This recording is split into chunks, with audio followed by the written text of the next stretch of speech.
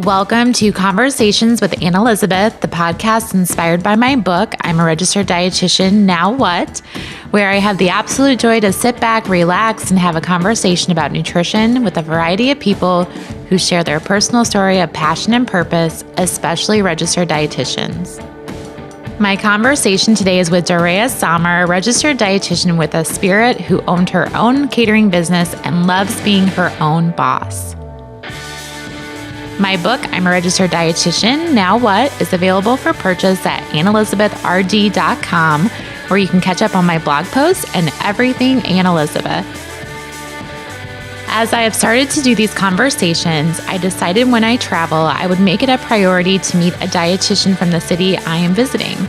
I recently traveled to New Orleans in October and had the great opportunity to meet Dorria. She graciously opened up her beautiful shotgun home to me, and we had a great conversation on our comfy couch.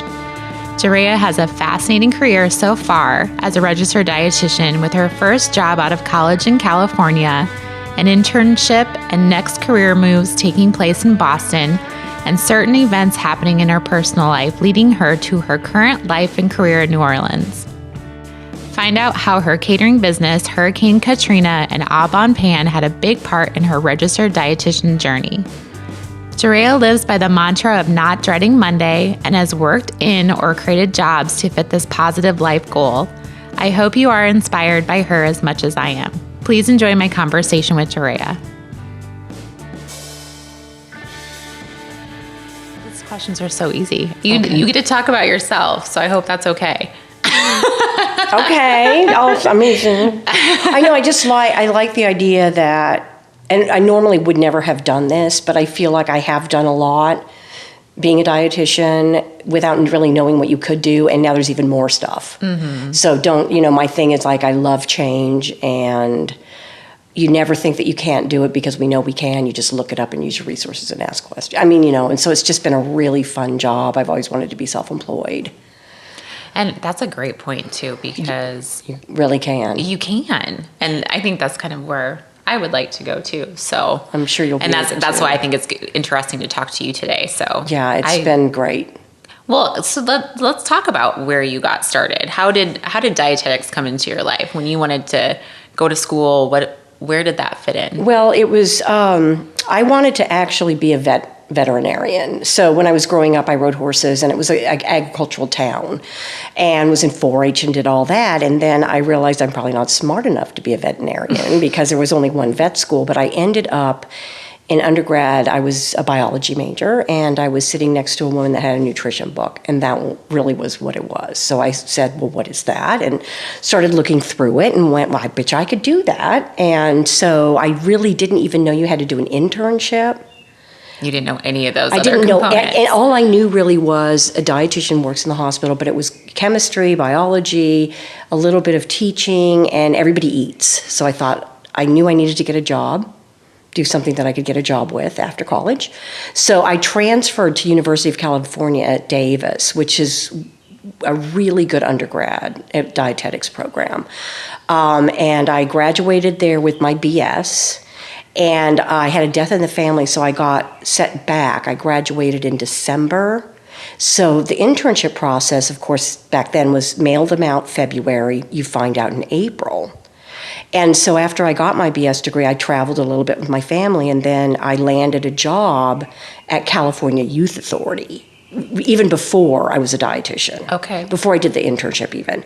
And that was really interesting. I mean, it was it was juvenile penal system, and I did the menus and did the nutritional analysis. And that was a full-time job. That was a full-time job, which I needed because I had graduated in December, and then I did the internship process in February, but I knew I wasn't going to start until September. Mm-hmm. And my program started right after Labor Day.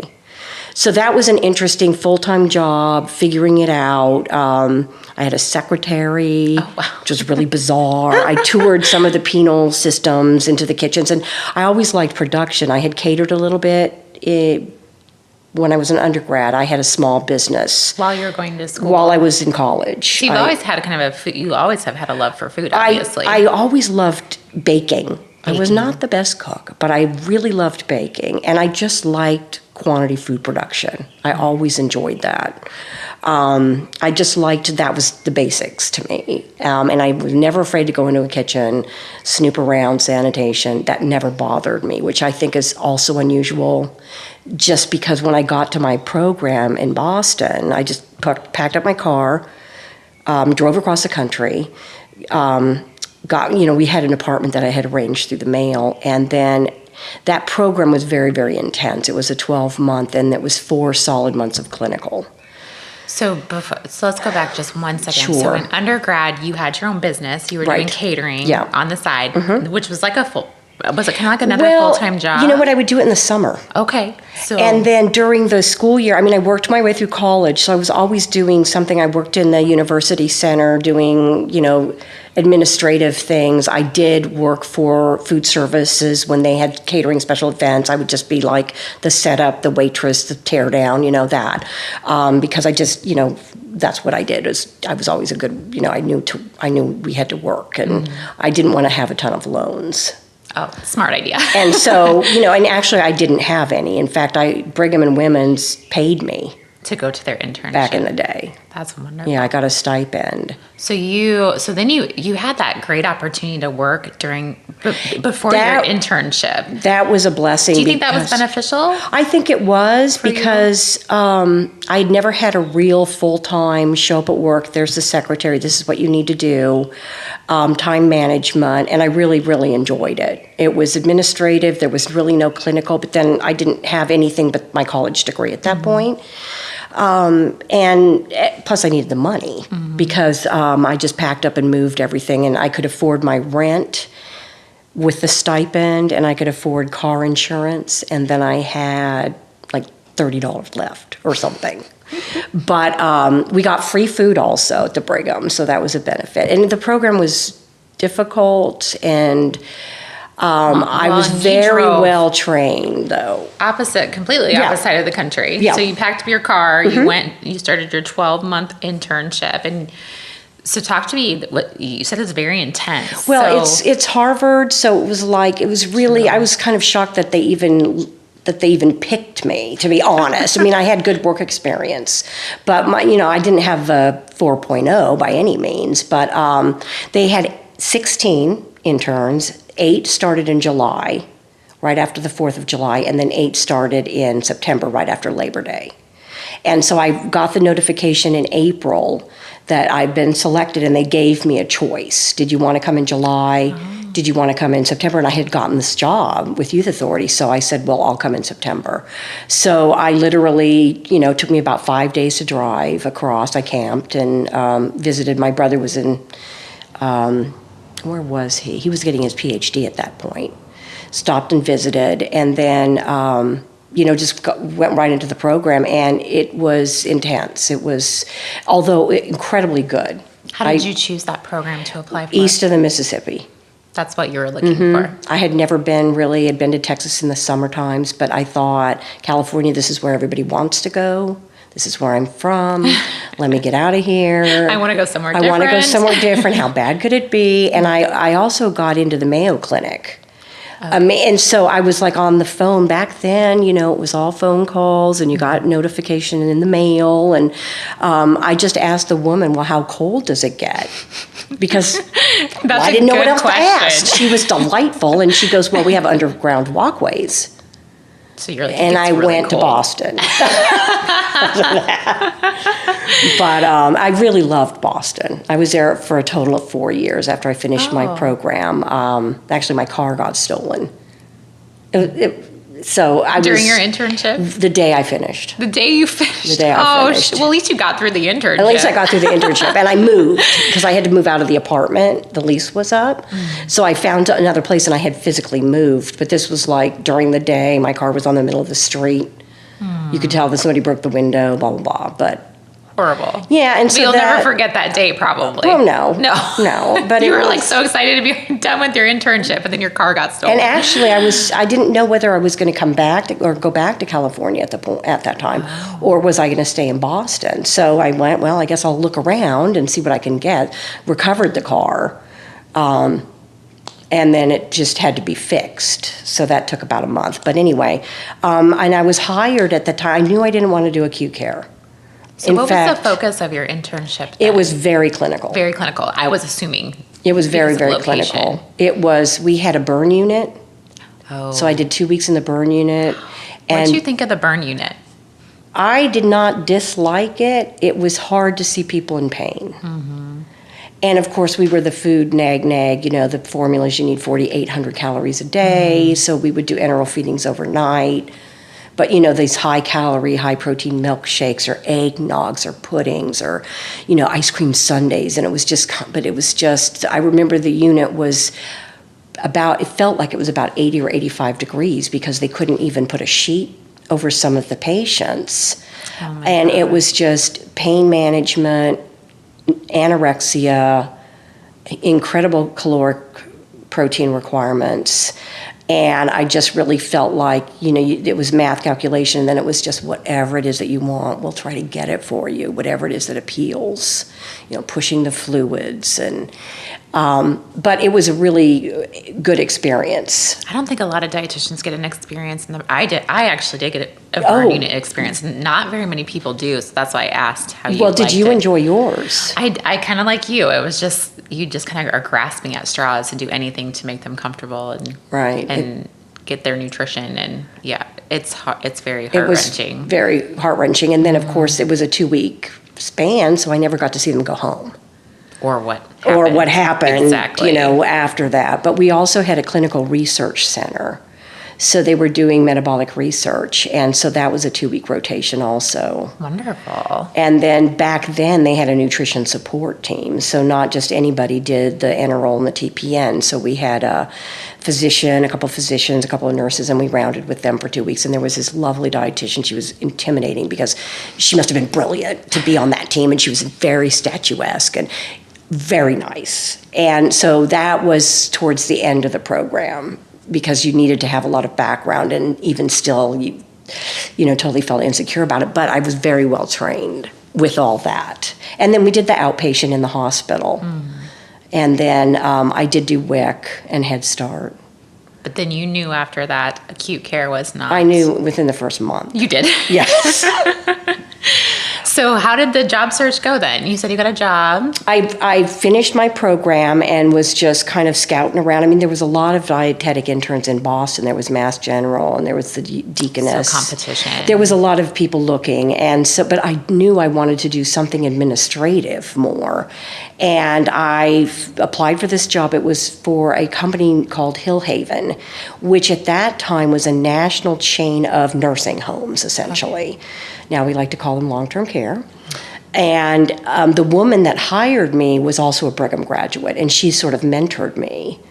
And I didn't know what I was doing. I mean, I went through about 4 days of training. And then she just said, here's your facilities, and these are the addresses, and this is the manager and the administrator. Oh, my goodness. But I didn't mind that, actually. And I lived in Boston, so it was reverse commute. But I went North Shore, I went to Worcester, I went down to the South Shore, and I worked for them for 20 months. But she trained me very, very well. Everything was done in-house, the menus, the production sheets, the hiring, the education, the sanitation. They had monthly, about every 6 months, they'd have all the managers come in and we do group training, and it was a wonderful job. It was, I got to do my administrative end and see the quantity of food and try to liberalize the diets and, double desserts or whatever it was.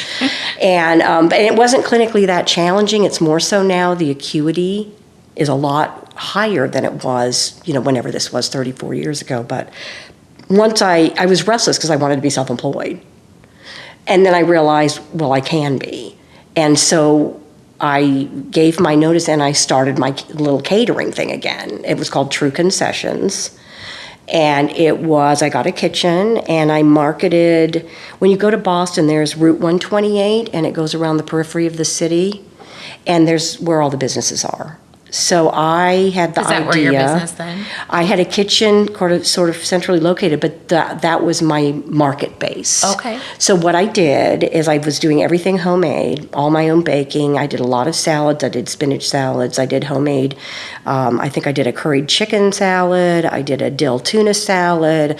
I had roast beef chicken, whole grain bread that I picked up at the bakery, fruit juices, no sodas. No soda. And so how I marketed it is I just drove around and I had chocolate chip cookies in my car. And so I would go in and just say, because the poor secretaries or administrators, they're constantly calling out or they're getting pizza, and I thought, why not? And so I said, not only will you give me, I needed a day's notice, but I will bring everything, I will deliver it, and I will set it up. To the business. If it's wherever you tell me, for luncheons, for morning meetings, and so all you have to do is call me. You don't have to do anything else. And I was just me, though. How did that go? That was. I mean, through rain, sleet, snow, and in my I had a Toyota hatchback. I loved it. I really, and I was making a living, but not really. And then, I remember one day I had to do 3 luncheons for like 80 people at 3 sites, and so I think I got there at 5 a.m, and I managed to do it, but it all fit in my car, and that's amazing. It was like I had ice chests, and so anyway, I had to make the decision because it was growing, but I knew I couldn't do it. And then the worst thing, I don't like to manage people. So which I also knew about that. Yeah. So, as long as I could do it, or I have a couple of people and they're just working with me, that would have been great. But I think I just was over it. I think I got it out of my system. I always wanted to do that. I had done it prior, and so I did it. I had the name. I had everything pulled together. And then at the same time, of course, I was doing independent consulting because I knew from my Hill Haven long-term care experience that I could be a private contractor. So as soon as I gave notice, my 3 or 4 week notice at the company that I was working full-time, I was getting the catering thing set up, and I was able to get a couple of buildings on my own, of course, that weren't Hill Haven buildings. Because they felt like they wanted staff RDs. And so I could do contract rate and do that. And then I was also doing whatever else I had to do to make a living. Bills. Yeah. Mm-hmm. I was refinishing hardwood floors and just whatever. Oh, you were? Yeah. So so you're handy too. Well, you just do what you have to do. Sure. And it was fine. And then after. Do you think it was fine because you were being an entrepreneur no matter what it was, but you were in charge and you were the boss? I think so. And I think I always wanted to work for myself, and I never wanted to dread Mondays. And that's really what it has boiled down to for you. And I'm not saying I couldn't have been real happy in another career, but this one just worked out perfectly. And, even when I was interviewing for this geriatric position, I had never had old people in my life. My grandparents, my father was Egyptian, they were gone. My mother's parents were gone. It's not like I grew up knowing my grandmothers and my great aunts for everything. So it was interesting, but I loved the population as soon as I went in. Now, visualize 34 years ago, not so pretty. And it's really come a long way. Well, and we'll get to that, but you're still working in the I am. Care, totally. So you've seen it evolve over the last 30 years. Well, that's good. And it's and I was trained to do it, so I've got that geriatric experience. That's probably the thing that I've done, obviously, the longest.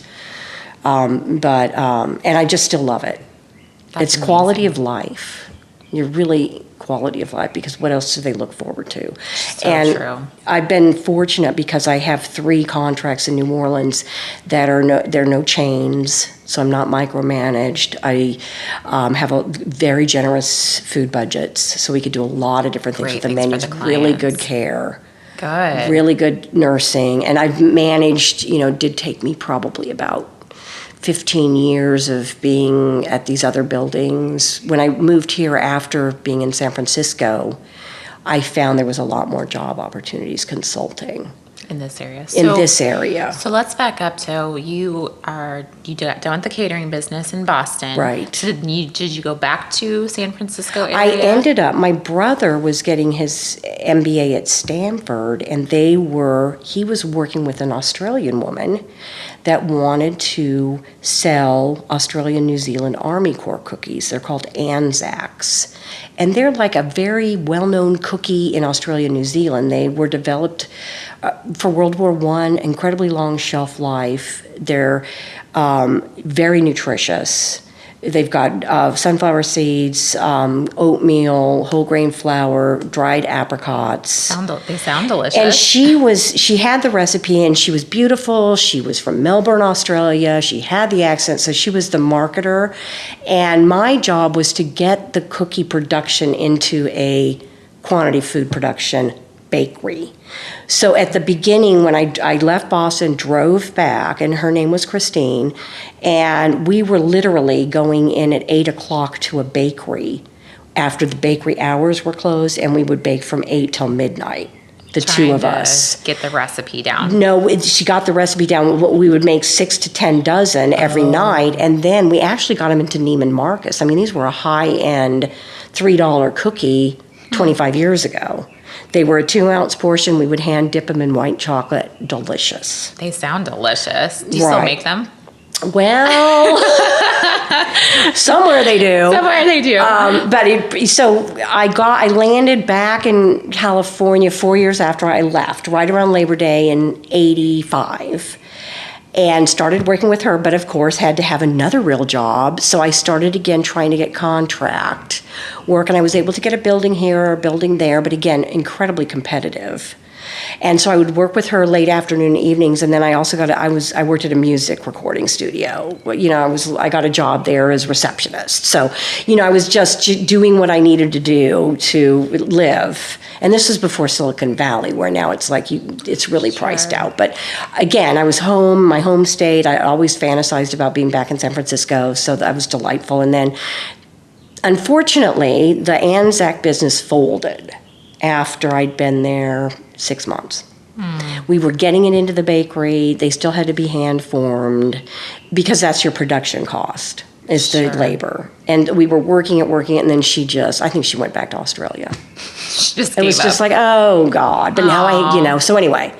So I got a 32-hour-a-week position as a dietary department manager in a small nursing home in downtown San Francisco.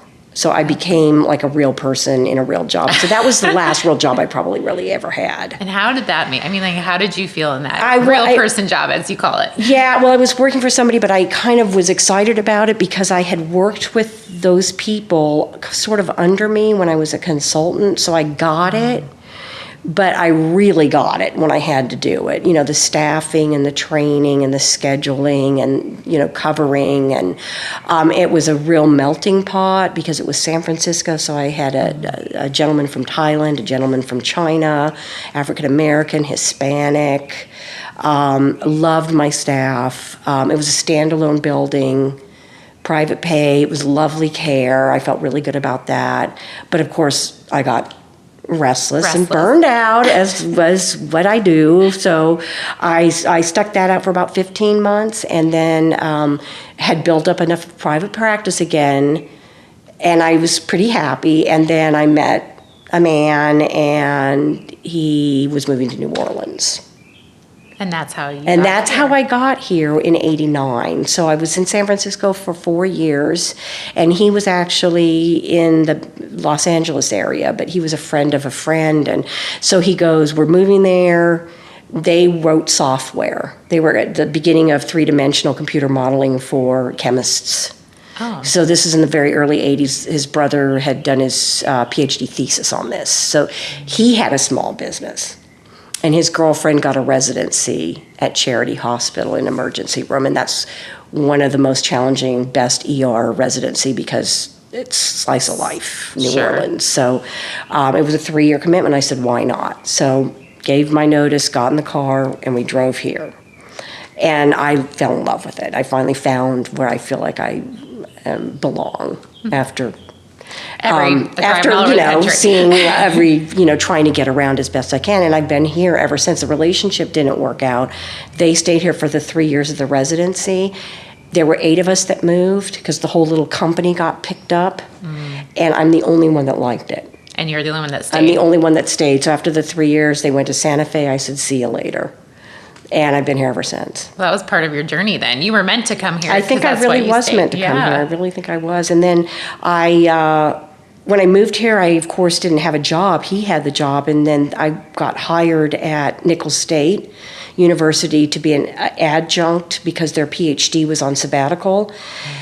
And I didn't even have a master's. They must have been desperate. But I taught 2 semesters full time. I taught, they had a really good Bachelor of Science of Nursing program there.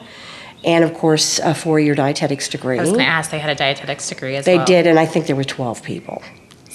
It was Isn't that amazing? It was amazing. It's like, no. So I would teach, I'd have 90 people for basic nutrition, and, 90% of them were nurses, and I was always like, you could be a dietitian. Then you just put the stuff in. You don't have to take the stuff out. Think about how much more fun that would be. And then you make friends because we'll get you the food or whatever. Food, yes. But that's when I found out I really wanted to teach. So that's what I was going to ask. So you liked the teaching aspect? I loved it. So you're still that entrepreneur. Or were you still looking at maybe doing some of that here at the time, or were you focused more on teaching? Well, I was focused. I did it full time because we moved here in July, and I started working like 5 weeks later, full time. The second semester, and I was driving. New Orleans to the campus. It took me an hour and 15 minutes. Wow, it's down what we call down the bayou. It's like south of here.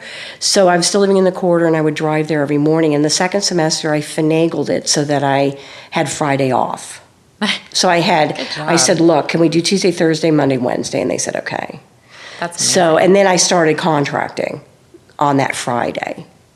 Met other consultants, and then the academic year ended, and I was able to get a part-time job doing outpatient. And we did an 8-week nutrition class at night, which I taught. I was the RD, and it was an outpatient. It was a doctor's clinic. And then we did have a protein-sparing modified fast program, which a little ethically conflicted. But I did it because they paid in for maintenance. And so I felt like, okay, I know this is a quick fix, but we're going to train you to what happens after the 6 weeks of this. And, of course, we had a lot of backslide, and it was pre-lap banding, and it was pre-bypass. So it was like, whatever, 600 calories a day. Low calorie. Very. The shakes, physician monitored. So I'd get to see the labs, and, it was like I was always constantly nagging them. But the truth was they really needed a psychologist. Sure. We know that now. Sure. And I was like, God, I wish I could fix everything, but all I can tell you is this is a portion of grapes, or whatever, and this is, you need to eat this often. And so I did that, and then I also was doing acute care coverage.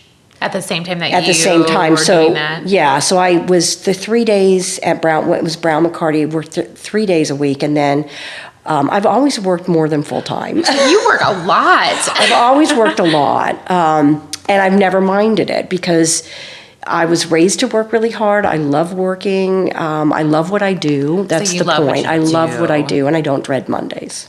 That's some key points right there. Right, and so what happened? And that's when I decided to get my master's. So you're working 3 jobs, and you're going to go back, and you get your master's. I went back to Tulane University because they had a master's in public health, and you could pick your tract. So of course I went nutrition, but they also had epidemiology, international health. They had child and maternal health. So I did nutrition because I needed a nutrition master's so that I could teach. And be at more of a university. Right, and I really liked it. The classes that I liked the best were epidemiology and biostatistics, and it was like these classes I had never had before. And I was able to waive probably a semester's worth because I was already an RD, so I didn't have to take the clinical Oh, well, that's and the dietherapy. So the PhD dietitian who was somewhat over that track worked with me. So saved me a chunk of change and saved me a lot of time. I was doing it part-time because I was working. but I had a flexible schedule. So I could take day classes or night classes, and I really enjoyed it. And then I got my master's in 1994, and then I instantly started teaching. I actually taught at Tulane.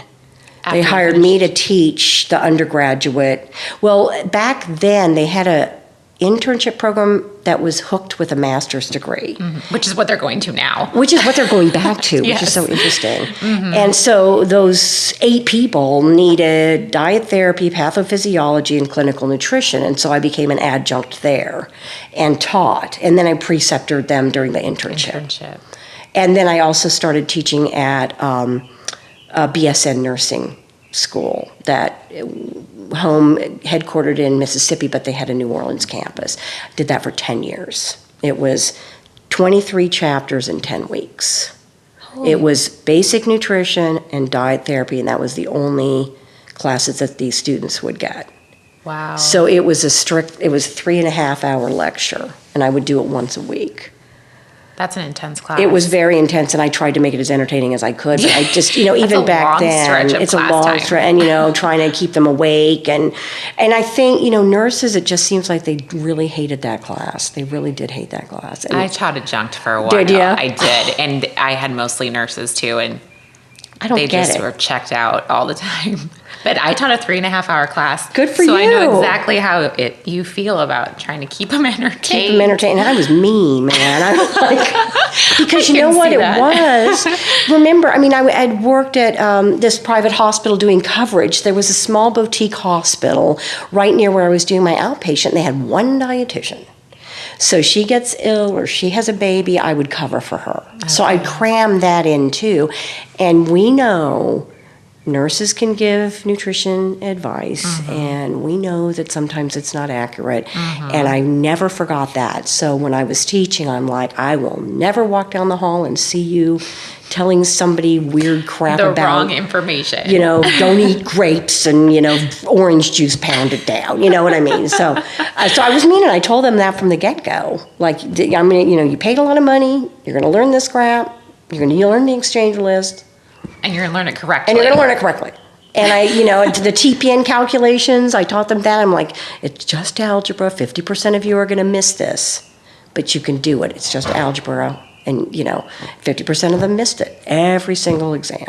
Wow. It was it was, and I kept thinking, how are they going to calculate IV rates? Well, that's just it. They're very similar.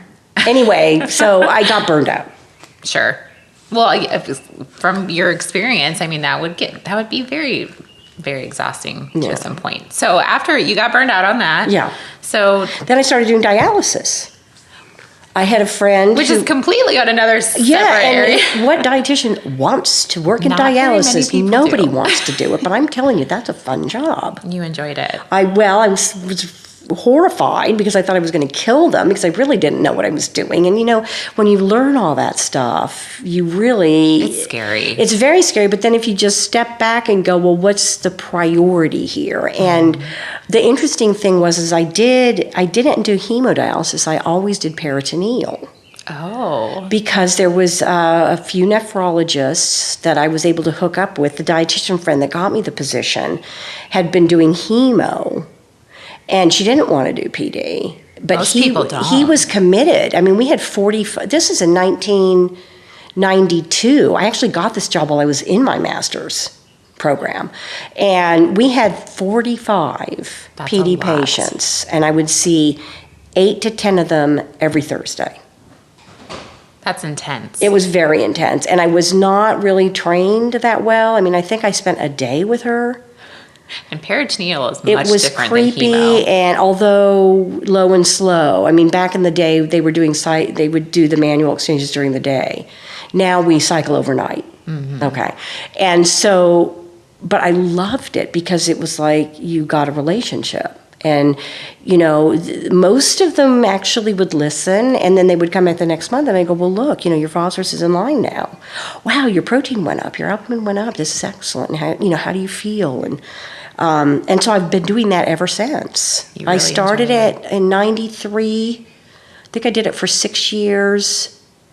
And then I did PACE. A program for all-inclusive care of the elderly. I've not heard of this. It's an alternative to long-term care where it's a national program that actually started in San Francisco in the 70s in Chinatown because Asian, Chinese, Japanese immigrated and came to the Bay Area, and the elderly were getting older, and the state of California for Medicaid said, okay, well, nursing home. And they were like, that's not what we believe. We want to keep them at home. And so the state of California said, come up with a program. And they came up with a program for all-inclusive care of the elderly called PACE. And it was downtown San Francisco on Bush Street. And I knew about it because I was from California. I knew about it when I was working in the city. But they finally they've been the Northeast, they've expanded, and finally in 2005, the Archdiocese, which is a huge monitoring of programs for low income, homeless, you name it, the Archdiocese does it. And they do have group homes also, and they do also adult day health care. The Archdiocese funded the program, and so the first PACE unit was opening about 5 miles from here, September of 2005. I was hired in February, and so PACE had all the programs because they'd been around for 30 years at this point. And it's the perfect model for geriatrics. It requires you to go to the site. The PACE organization capitates the insurance, whether it's Medicare, Medicaid, private. We capitate it. You see our doctors, you see our nurse practitioners. The PACE site provides a hot lunch. There's a nurse practitioner 40 hours a week. There's podiatrists that show up there. There's a physician that's there 20 hours a week. There's optometry provided, ST, OT, and PT. It's a nursing home without beds. It's a wonderful program. The implication is that they have to have some supervision at night and on weekends. PACE is Monday through Friday, closed holidays. It's like a school schedule. Okay. And it's just delightful. So basically, the PACE participants are going to be higher functioning typically. But there was a lot of liaison from the family. Like in some cases, New Orleans is a very much family-oriented, neighborhood-oriented, and so sometimes the responsible party wouldn't even be a blood relative. We'd have a 78-year-old woman that had had a CVA. There was a grandson and a granddaughter that lived down the street, but there were also the neighbor kids that she had helped raise. Wow. That had then moved into their parents' house when their parents passed, and sometimes that was the responsible party for, what the nickname would be nanny or whatever, because they all grew up together. It was delightful, but the PACE site was a decommissioned Catholic church that they renovated. We were going to be able to house 150 day participants. We did require them to come to the unit. Once a day, we provide transportation. We picked them up, we drove them home. We would take them to dialysis if that was what they were requiring. We had contracts with respite long-term care, or God forbid they break the hip, we would pay for them to have the surgery, and then we would pay the nursing home to rehab them. And PACE also would rehab when they were able to go back to their independent living. But we were going to open September 3rd, 2005, and Katrina came. Oh, shit. So, and that was probably my favoriteest job that I had ever had, and I would have worked there full time. Amazingly, the site was not damaged, but the lower 9th ward is where our population came from. And then lower 9th ward is what was on the news. That whole area flooded, 100,000 houses. So our population got wiped out. And so the program never happened? The program opened. It took, I think, and I lost 30% of my work from Katrina. I got a call from the medical director in 2007. And he said, Dorria, you're still in town? I said, yes. He goes, we're going to reopen PACE. So I went back to the same site.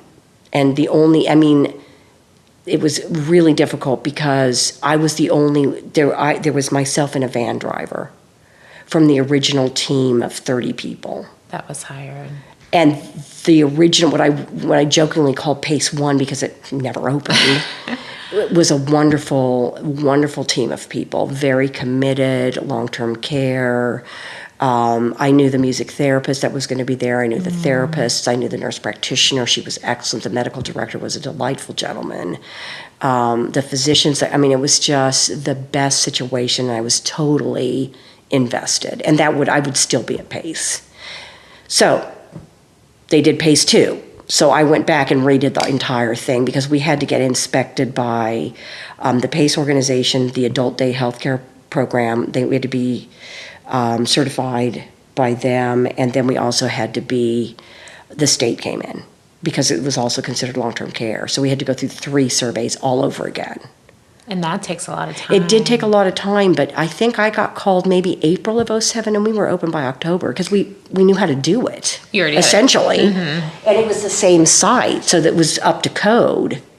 But the people that became the CEO and the COO and the medical director, my friend, the medical director, had come back. And then he lasted a year, and I lasted 18 months. I couldn't work with those people. I'm so sorry to say. It was just not, the hierarchy was such that they were recruited from a for-profit hospital chain and placed into a not-for-profit geriatric long-term care situation.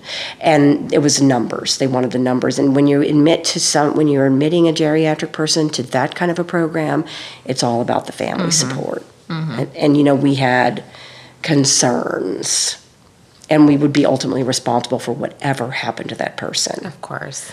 But again, never forget about PACE. It's just a viable option to long-term care.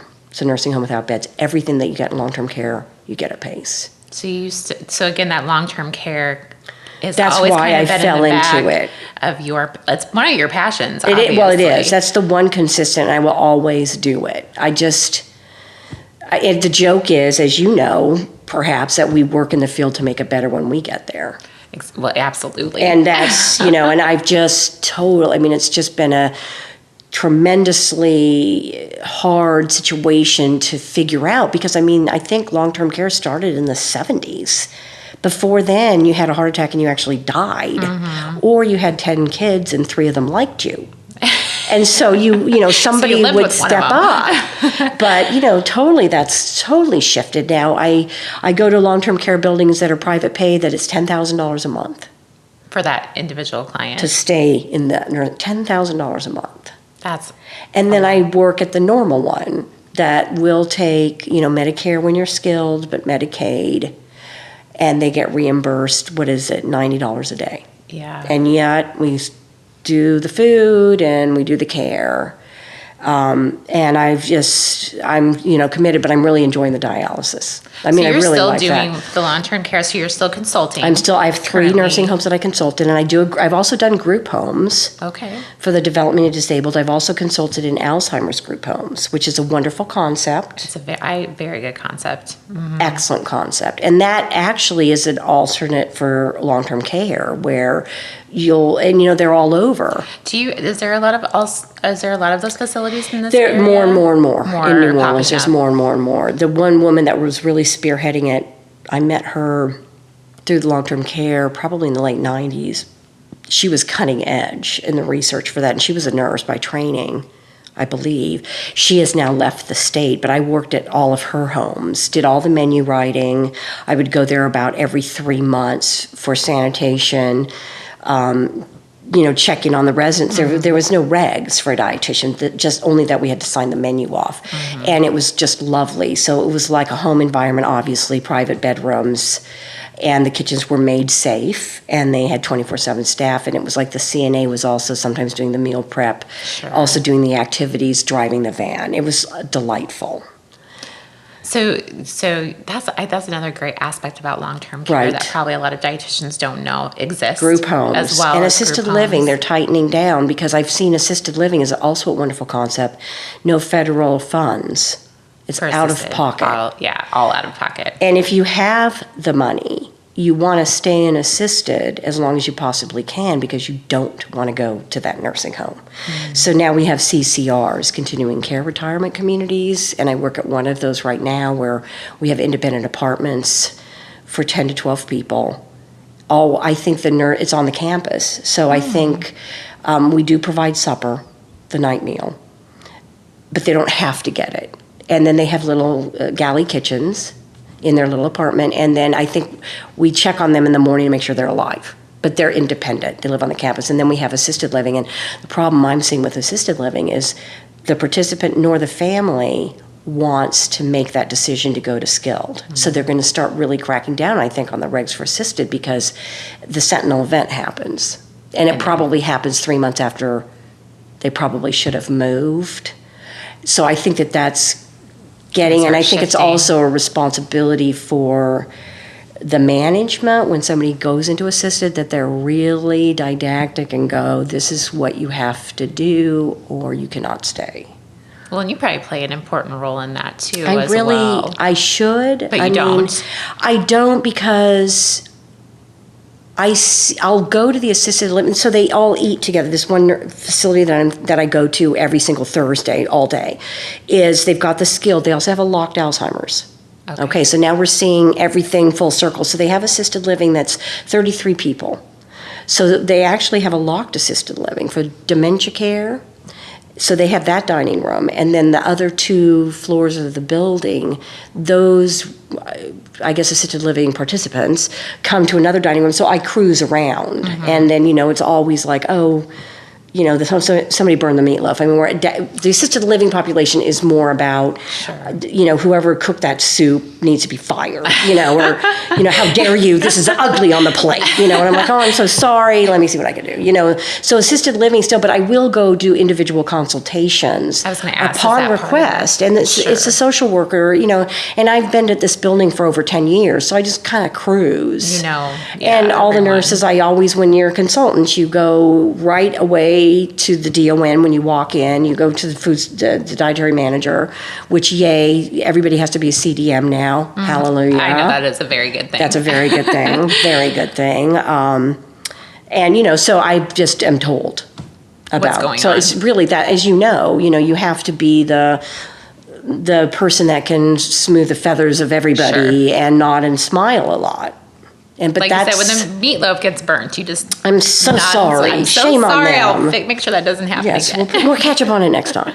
But I know, and so that's the thing. I mean, that's the thing with consulting is you have no job security. Because you just never know when you're going to have a place or not. 1 month written notice. That's all they have to give you. That's it. To let you know. And so you've seen you've been in and out of a lot of different facilities. And I've been let go more often. I'm glad to say more often I've made the decision to leave. I mean, I have if I think something's not, I was in a long-term care building where they were backdating to capture Medicare funding. Oh. And I was filling in. And would the RN tell me backdate? Not that way. No. But alluded. And so I went to the administrator and I said, they're telling me to do this. And he goes, no, they're not. Ethics. Well, it should go against everybody's code of ethics. Yeah, and I said, yes, they are, and I can name the names. I'm not going to make that up. And he goes, well, you can't do that. And I said, well, obviously, but they're doing it. And I was fired 2 months later. Because you just weren't going along with the system. Which guess. is probably a good thing. But that's interesting for maybe future dietitians that might go into this type of job, that those are things that can happen. Right. And that it isn't as all rose-colored glasses as you may think. Right. And there's a lot of, personally, I prefer not-for-profit, religious-based, if you can, because, you hope that that's going to make them a little bit more ethical. And I have worked for chains. Obviously, that's how I got my start. What I'm seeing, at least in this geographical area, is more buildings are going to one dietitian and she'll subcontract, which is, I understand how a lot of people get their start. And I've often hired people to help me when something's come in. But I take them with me and I pay them what I get paid. But I know the standard protocol is, you could bill at 60 and you pay them 38. I just would never do that. I mean, number one, I'm not going to hire them unless they're going to do as good a job as I'm going to do, and I'm going to pay them what I get paid. And so I've never done that thing where I've had the opportunity to probably have people, 2 or 3 people under me, but I don't like to manage people.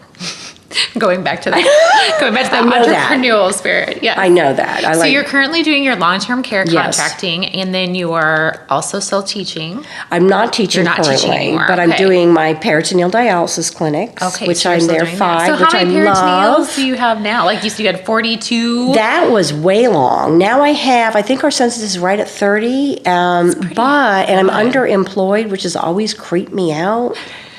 You struggle and you panic. And as I've gotten older, I just figure things happen. If I get let go, I spread the word and something will come.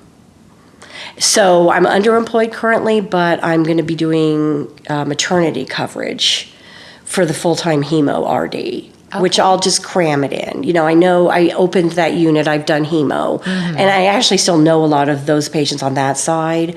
So I'll just, work a lot for those 3 months until she comes back. Which you're fine with. Which I'm totally fine with. That. I can do it. I'll just work 10, 12-hour days because you can in dialysis. They get on at 6:30 and they're there till 5, 3 shifts. Mm-hmm. So that's the other wonderful thing about long-term care. It's open 7 days a week.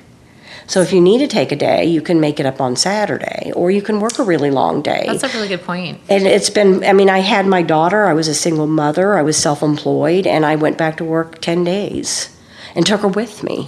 Because you could, and they would love to see her. I had these lovely administrators that would just walk around with the baby, and I took her to my PD dialysis, and some of those ladies still remember her. And I would just I'd set her in their lap.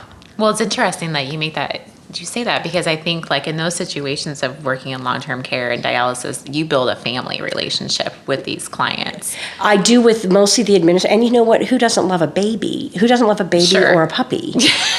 Or a dog in long-term care? I mean, it's the babies. And so I was very lucky because I didn't have any family support. My mother flew out from California for a while, thank goodness. But, I wanted to keep her out of daycare as long as I possibly could. But I was lucky. I took her around with me. And, it just worked itself out. And, I'd have her in their stroller. And I'll never forget the dialysis days because that was 20% of my job at that time. And so I had the stroller and I'd breastfeed and, you were multitasking. I was working. And these little elderly ladies would come in and go, oh, the baby. The men, not as much. No. But, it worked out. It's worked out beautifully, and I've just loved everything. It's been a good career. So do you feel like today, so it kind of sounds like you really are truly living out your passion as a dietitian. I really am. But I'm going to tell you one story, which how there's several, the roads divert. Well, do you know the company Au Bon Pain? Yes. Well, that started in Boston, and it started in Boston the year I got out of my internship. And I interviewed for them, where they had like 6 people for the company. Wow. And back in '82, they gave me a psychological test. They made me go work at the site. They offered me the job. I said, I just finished this dietetic internship. I sweated blood for this. Could you please pay my dues? And they said no. Your dues for your registration. That's all my registration dues. And if I had been more mature, I could have marketed, you're going to need a dietitian because they got them now. And I would have been like the 8th person hired. So how do you feel about that? Thinking back to that. It would have been perfect. It was quantity food production. It was baked goods. It was like, oh my God, I'm back to making the chocolate chip cookies out of my kitchen. Whatever. I mean, because you're here now. I'm here now, and that was the decision because literally I got both job offers the same day, and the salaries were commensurate, full-time, Boston, and I just went with, because they didn't understand what I could do. Sure. And the Hillhaven, the woman that had also done the internship at the Brigham, I really sweated blood to get this. And I could have used it, but I really did use it. And I made that one decision, and that changed the whole everything. That's a great thing to bring up, I think, because first of all, you stood for your principles. Yeah. When it came to you're like, I need this right. to further my career, but it also seems like it really did lead you to the path it was perfect. Long-term care and being an entrepreneur and doing your own thing over the past how many years. And I mean, yeah, it was perfect. And I've always tried to never have regrets. I feel like I can overthink decisions like, should I take this contract? I don't feel there's something weird about it, or is there something weird about the administrator? Or, I've heard something. And so I've learned to trust your gut about doing things or taking on situations that seem not right. And, there's a lot of creepy crap that goes on, we know, everywhere. And, I don't believe that creepy crap should go on where people's lives are at stake. But I usually will, make a decision and I never look back. Because and I love change. I love change. You're very inspirational, I do have to say. It's so good to talk to people about just your story is amazing. And one decision, like you said, can lead you down an amazing path. And it's good to review it and talk about it. And it's, it's just, you can do whatever you want to do. And I think now, I never really want to retire. I can always, I'm underemployed right now, and then I can pick something up. But I think I think somebody should do a business for traveling dietitians. You know how they travel nurses? Yes. There's some starting to kind of pop really? up that way. Now that would be fun. RES Medical Group is a group that's kind of starting to do some contract traveling dietitians. I think that would be the next That could be your next. That could be my next I was going to thing. ask, what is in the future for you? What do you see yourself doing when you get farther into your career? I don't know. I think I've done pretty much. I still kind of have that yen to develop some kind of nutritional supplement for geriatric populations. Because everybody's doing the high cal, the med pass. So I'm thinking peanut butter ball, or something that they could eat that looked like real food and tasted good. That had 10 grams of protein per serving, high biological value, or something. I don't know, because I could do a bakery. I don't know. Exactly. Well, you could do a bakery that incorporated that into it too. Right, or something. Know. I just love that still. Well, I hope whatever you do that you keep me updated, because I want to know what you're doing, because it sounds like there's lots of possibilities for you, and you're a go-getter, and you're going to do it. If you want to do it, you're just set your mind to it. You just do it. You just do it, and don't get scared. And now, I'm preceptor, because there's one internship, unfortunately just the one, in New Orleans. It's Tulane. It's a wonderful internship, by the way, very, very public health oriented. And I've been preceptoring for that program for 15 years. I have them for a week in long-term care, and then they do a week in dialysis. So if the schedules work up, I always take them to the PD clinic, and they really like that. And so it's like, I just tell them, you can do whatever you want. Don't think, hospital experience, yes. You have to have 12 months before you can be a dialysis dietitian, but it's job security to work with the elderly, and it's job security to work in dialysis, because kidneys don't grow on trees. They do not. Especially in the South, where people have hypertension and don't take their insulin. Sure. That's great that you're a preceptor, too, because there's not enough preceptors out in this world. I know. I feel like somebody has to do it. Yeah, absolutely. And somebody did it for me. Yes. And I'm a preceptor as well. So Good. I relate with you, and I think that's very important for a career. You just tell them to be cheerful. Be happy. I always tell them to have fun. I'm like, I want you to have fun, but I want you to learn, but I want you to have fun. Perfect. I bet you're just perfect at that. I'm sure they love you. I hope. Sometimes I wonder, but I think it's been a good experience. I think they would love to be with you too, just because your energy is contagious. Yeah. Absolutely. And they like the fact that I get around, and I'm like, yeah, I get around, and you can get around. Sure. You don't have to go to the same place and get sucked into the gossip and the people that don't work as hard as you do, and the people that bitch. We don't want that. No, exactly. So. There's enough things in life that you don't need that on top of it. Right. I know. You don't want to dread Monday. No, I'm going to remember that. I think that's a great point. And I never wanted to work for somebody I didn't respect. That's a very good point, too. So it's a wonderful career. I mean, it's probably even more wonderful right now. I mean, I'm sure there's 30 things I don't even know that you can do being an RD now. I know wellness is a big thing, yay. And really, we teach, that's what we do. All along the way. Yeah. And it's a modifiable risk factor.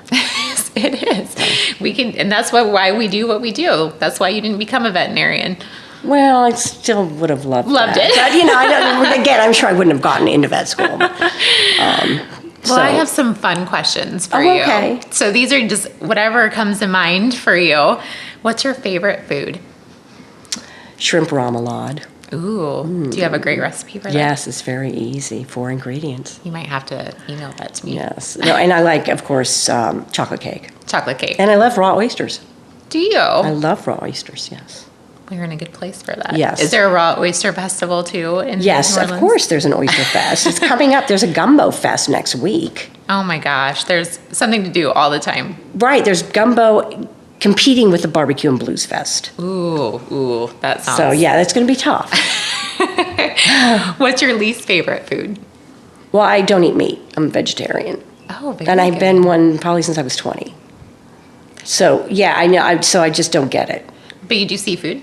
Yes. That, which is kind of vegetarian light. Light. But I figure if they have a chance to get away, if you eat them. So it's not like they're, mass produced. But yeah, so I will taste it as part of my work. And I think most of my accounts don't know that For menu planning and... Right, and I don't think, it's not something that I ever tell them. I will taste the veal scallopini if it's a new recipe, of course. And then you just do it. Because, and then it's part of your job. And then I just hope I don't get GI distress. That's a very good point. But yeah, so that's it. But I used to love liver, actually. Grew up eating fried liver and onions, and I have nothing against that. It's just a personal choice that you've made. Mm-hmm. Oh, yeah. And when I was in college, yeah. Well, good for you. That's great. What's your favorite drink? Champagne. Champagne. Yes. Real champagne, right? Real champagne. So I have to bill a high rate to afford that. To help with the champagne cocktails. Yeah, I know. I love that. And coffee, dark roast coffee. Dark roast coffee. Is there a certain brand that you like? Well, here there's New Orleans. dark roast coffee, Yes. or French roast. French roast. roast. When I lived in San Francisco, Scrafeo coffee was delicious. But anyway, and then Boston, I don't know. They used to have weird. It was like you'd ask for coffee and they'd instantly put sugar and cream in it. Oh, that was a like coffee. So you'd have to specify no sugar, no black coffee. But if you just said coffee, it was weird. If you said coffee, they put cream and sugar in it. I wonder if they still do that. I'll see that I when I wonder go. if they still do that. I I'll know, have to because it make was like, it sure. took me like a month to figure that out. I'm like, what are you doing? I didn't order it with that. I know. But anyway, what's your favorite drink?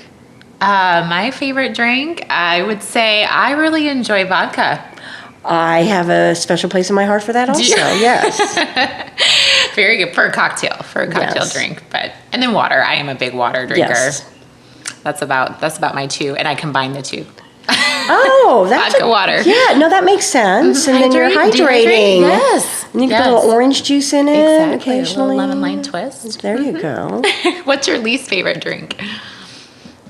Sodas. Soda. Yeah. Never really. been a soda And I person. never really drink juice. I never really was a juice. And growing up, we had 4 ounces at breakfast, and that was it. And then we never had soft That's drinks. good portion size from your... My mom. was- My mom's mother was a public health nurse. Okay. Well, see, there it all comes... It's in your family. I guess, yeah. And it was, I don't know. I don't get the juice thing. I mean, I'd rather eat, I love the fruit. I do too. I'd rather eat the fruit. Yeah, me too. Way over juice. As dietitians, we should. Yes, absolutely. We should practice that. What's your favorite smell?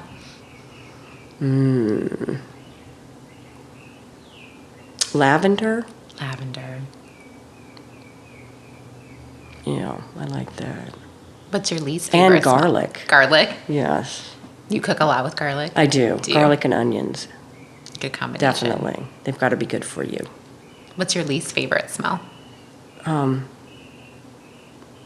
Probably hamburgers grilling. Hamburgers. Back Yeah. to that meat thing again. It's weird. I love the smell of fried chicken. And I actually like the smell of bacon, which is the worst. But, I mean, I just love the smell of it. That doesn't bother me. But hamburgers or steaks on the grill, it That's just... not your thing. Yeah, it Yeah. just really makes me nauseous, sort of. Do you have a guilty pleasure when it comes to food? peanut M&M, anything sweet. Anything Donuts, sweet, you like sweet. Peanut M&Ms. Well, beignets you just had. Oh went to the man, festival I did. today. I had a fried oyster beignet. So the oyster was on the inside? Yes, and it was fried beautifully. Huh. It was delicious. It was delicious. But then, I'm trying to picture this. Yeah, I mean, it was just, and then they had crawfish beignets, shrimp beignets, and then the traditional beignets. But I'm trying to tone that down a little bit. I've been better at that. When I first moved here, I think I gained 10 beignet pounds. It's just from beignets. Yeah, because I didn't have that job. I didn't have a job for a month, and I was like depressed. So I just walked down there. So you went to have coffee and beignets. I was a regular. You get 3 of them. It was like bad. But yeah. Well, I have thoroughly enjoyed getting to know you today, and thank you so much for taking time and sharing your story. And I think a lot of registered dietitians will love to hear your story. Oh, so well, thank you. It was my pleasure. Good. I felt like I talked your ear off. No, I love that's what this is all about, is telling your story, and that's what I want. Well, you should tell yours. To share. I will someday. Okay. There's probably a little bit in my book that you can read about. But I would love to. Yes. Well, good. I would love that. Yes. Okay. I will mail that off to you.